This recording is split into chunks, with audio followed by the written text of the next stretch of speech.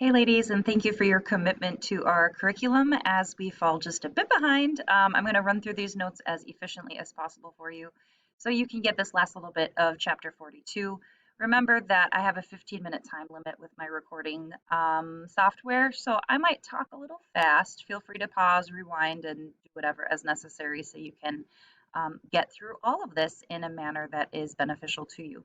So last time we were together, we were looking at a food web, and keep in mind that a food web is showing feeding relationships that transfer both energy, measured in calories, and um, the molecules like carbon, nitrogen, oxygen that are necessary for life. So as you go through that food web and you go up trophic levels, so from producer to consumer, from primary consumer to secondary consumer, and so on, generally the amount of nutrients and energy will be less because some of those nutrients and energy have been assimilated into the organism. And even if they consume the entire organism, that some of it has still been burned off in the metabolism of that organism just to maintain homeostasis and to survive and grow. So generally, this means that as you go up trophic levels or up the pyramid, as you will, this energy pyramid, you have fewer members at the top trophic levels than you do at the bottom. And this is a pretty logical assumption. It's something that we saw in sophomore bio as well. Remember that heat can't be created or destroyed, so that extra heat is lost into the environment. It's just radiated out of the bodies of living things, including plants, cold-blooded organisms, and especially warm-blooded organisms like birds and mammals. So the next thing that we're going to talk about in this idea of ecological communities is what causes a community to be more productive or less productive. So the most basic way that we can measure community production is by looking at the production of the primary producers. So we simply call this primary production, and this is what our lab was about that we did last week with the algae. And remember that it's mostly abiotic factors that will limit how quickly photosynthesis is done, whether it's an aquatic ecosystem like the tank that I grew the algae in, or a terrestrial ecosystem like a grassland in North Dakota. So some of these factors could include sunlight, obviously, because that is the trigger to get photosynthesis going, and also the availability of certain nutrients, especially nitrogen, phosphorus, potassium, and iron. Traditionally, these molecules are difficult for photosynthetic organisms to acquire, and they're very limited in a lot of these habitats. So remember that light is only one portion of the electromagnetic spectrum. We know that the red color of light has the longest wavelength and the least amount of energy, and the violet wavelength has the shortest wavelength and the most amount of energy. So plants can occasionally absorb energy in the ultraviolet area of the spectrum, but generally they're most active in the red and the blue-violet regions, which is why most plants appear to be green. So remember, as we just got done discussing, not all of the energy assimilated by primary producers will be sent to the next trophic level. So this is why we have two different measurements of primary production. Gross primary production, or GPP, is just the total amount of photosynthesis that the plant does over time. And then net primary production is the amount of photosynthesis minus the respiration rate of the plant. So this is really what we were measuring in our ecosystems, and this is why we measured our bottles overnight that were in the light, and then we subtracted our bottle that was in the dark.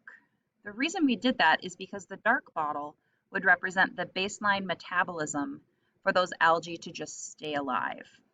Okay, overnight they probably have enough stored sugar to continue to still be algae the next morning. So our units of measurement are generally joules per meter per year, or the biomass. If we're measuring mass instead of energy, then it would be grams per meter squared per year. We simply measured oxygen levels in order to estimate GPP and NPP, but we could turn that into measurements of either biomass or joules, which is a unit of energy, with a little bit of mathematical magic. So NPP is the amount of new biomass added to a given time period. We gave the analogy of like your paycheck. The gross money is just the number of hours you work times your salary per hour. but we have to take out the taxes. So that the net amount is how much you actually get to take home and put in your bank account. And not all ecosystems on Earth are equal. Some are very, very productive, and some not so much. North Dakota's most productive ecosystems are going to be wetlands per unit of area. But when we look at all of the area in North Dakota, the ecosystem that contributes the most to our overall statewide NPP is going to be grasslands because they're the most abundant. So worldwide, coral reefs and rainforests are very, very productive per unit of area. So if we have a square meter of coral reef versus a square meter of forest, the coral reef is actually much more productive, meaning that the producers assimilate more carbon into the food web, and every organism in there benefits from that type of situation. So you can see here a list of some common terrestrial and aquatic ecosystems, and our take-home point here, the most productive ecosystems per unit of area, swamp, marsh, tropical rainforest, and then temperate forest. So some are very, very productive, and some are less so. So if this was an example of our graph that you maybe are working on for your primary production lab, you can see that for each amount of sunlight that was, this is actually data from a few years back, we have the milligrams of oxygen per liter per day, all the way from 4 liters of oxygen to less than 1. And then when we subtracted the amount that was used by our dark bottle, we got our net primary productivity. So what amount of sunlight is necessary for algae to have positive net primary productivity? Well, it would have to be just slightly over 10%, because at 10%, for whatever reason this year, it ended up being exactly 0, which is why I kept this data, because it ended up being kind of cool.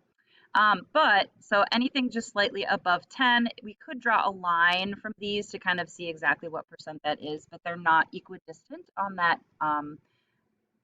x-axis. So that probably wouldn't be the most accurate way to do that. So another thing besides the type of ecosystem that can change net primary production is the weather and the time of year. Obviously, we are just transitioning from winter into spring, and so our production is starting to skyrocket here in North Dakota. As we, in a temperate ecosystem, enter our growing season, we have very, very high primary production, and then we have almost none once it gets below 0 again in the fall. So plants and animals will have substantial variations in their metabolism, or they will have other adaptations like migrating in order to accommodate the total lack of food for the winter. So experimentally, it's good to know how to measure GPP and the respiration rate. So remember that for net primary productivity on a terrestrial ecosystem, we could measure the increase in mass of the producers. So you could go mow your lawn and then weigh the grass and say, okay, this is how much grass grew over the past week. And then you mow it again the next week and you weigh the grass. The heavier the grass, the more productivity that it had. In the water, the most effective way to do it is what we did in our lab, and that's just to measure oxygen levels. You could also measure CO2, but generally the CO2 levels are so low that they're not a great way to measure. So oxygen levels are a great way to do that. And remember that oxygen and CO2 are directly related through photosynthesis and cell respiration. The respiration rate can be calculated by monitoring evapotranspiration. So if you have a plant and you measure how much water comes out of its leaves over the course of a 24-hour period, or how much water it absorbs, or you could again be measuring oxygen and CO2 levels. So like we did when we put our plants or our algae in the dark, that was a very effective way to measure both gross and net primary productivity. And you guys did all of this. Thank goodness for the year that we were virtual, we weren't able to do it. And so it makes a lot more sense when you see it in person. And just remember that the level of oxygen is directly related to how much carbon is assimilated.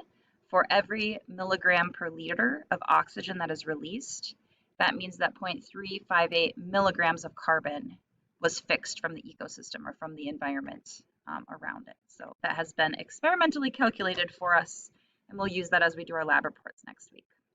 So when we take all the GPP and NPP for all levels of the trophic pyramid and we add them all up, we can get what's called the net ecosystem production.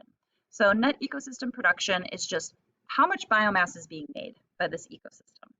This isn't something that's normally calculated.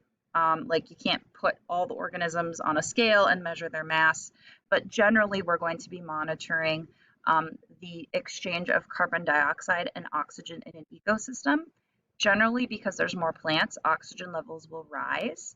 And whenever oxygen levels are rising, it just is an indication that they're storing CO2.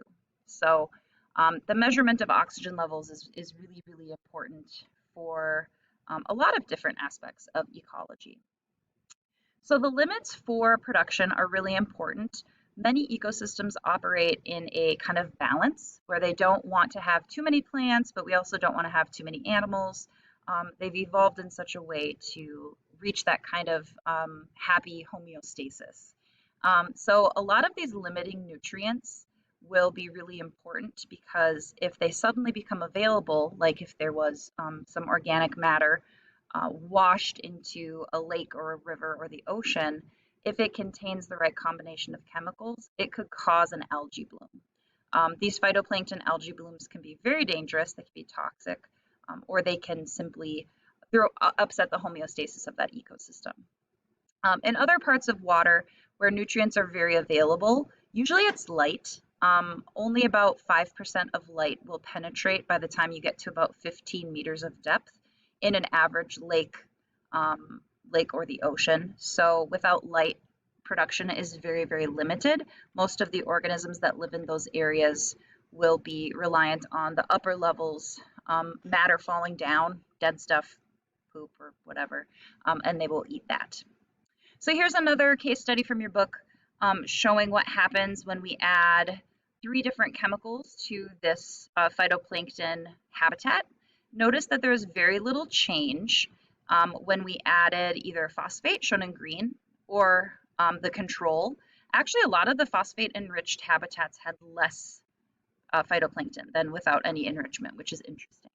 So ammonium is a very usable form of nitrogen, and you can see how much the phytoplankton grew when they were added, or when they added ammonium to it. So this would tell us that nitrogen, and you can see that this is the chemical formula for ammonium, nitrogen and 4 hydrogens, and this one would be phosphorus and 4 oxygen atoms. So nitrate or nitrogen is the limiting nutrient in this type of ecosystem.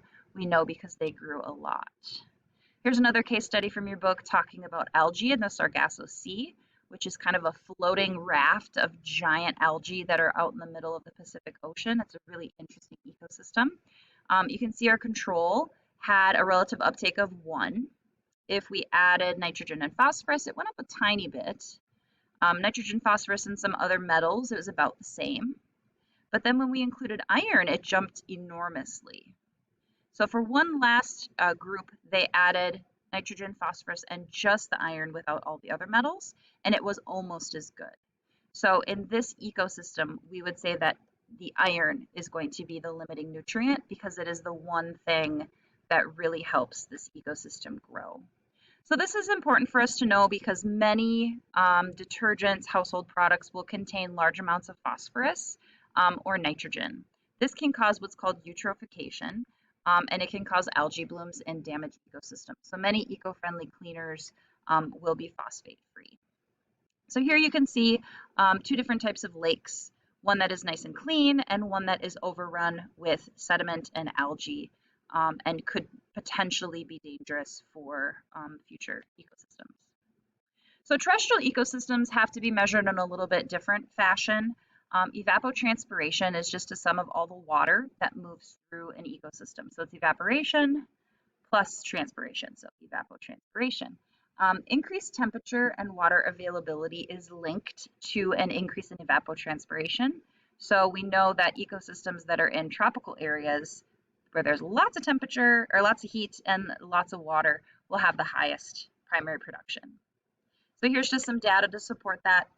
When we look at the average precipitation, a very strong correlation with higher precipitation and higher primary production.